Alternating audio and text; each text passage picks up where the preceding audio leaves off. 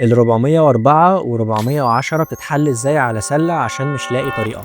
أول حاجة لازم نكون متفقين، المشاكل اللي بتكون موجودة في جوجل سيرش كونسول سواء طبعا انت السي ام اس سلة او غيره، انا بجاوب في نطاق السؤال اللي هو 410 404 اللي هم هتلاقيهم في سيرش كونسول او هتلاقيهم في الويب سايت نفسه. أول حاجة 404 410 يا جماعة دول مش مشاكل، دول اتش تي تي بي ستاتس كود بيعرفوا على حالة البيج اللي موجودة عندي. كنت انا قبل كده منزل فيديو على اليوتيوب بتكلم فيه على جوجل سيرش كونسول، وبتكلم ان جوجل سيرش كونسول ده بيساعدك ان هو يعد تقارير وبيساعدك ان هو يديك النتائج اللي حاصله، ولكنه مش بيقول لك دي مشكله ولا مش مشكله، هو بيقول لك انت عندك حاجه وانت بعد كده بتبدا تاخد القرار هل انت شايفها مشكله وهتحلها ولا انت هتسيبها زي ما هي. وبالتالي انت لما تشوف صفحه 404 فده معناه ان الصفحه دي محذوفه، ولما تشوف صفحه 410 فده معناها ان الصفحه دي محذوفه بشكل نهائي.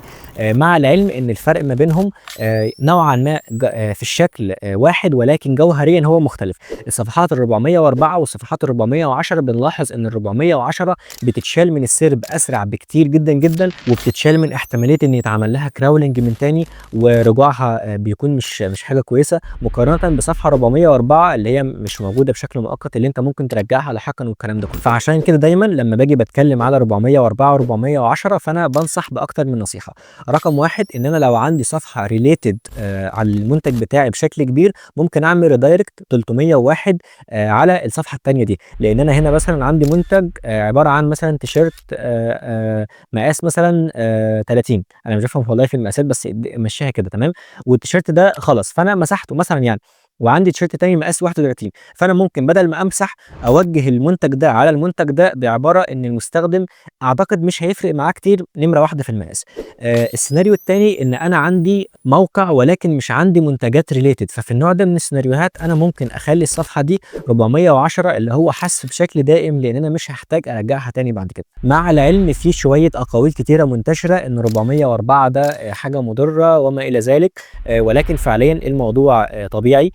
صفحات ال 404 دي جزء لا يتجزأ من التواجد بتاع الويب، حل لجميع المواقع في العالم بنسبه 99% هتلاقي عندهم صفحات 404 و 410، لان الموضوع بيعتمد على حسب انت بتدير الجزء ده ازاي.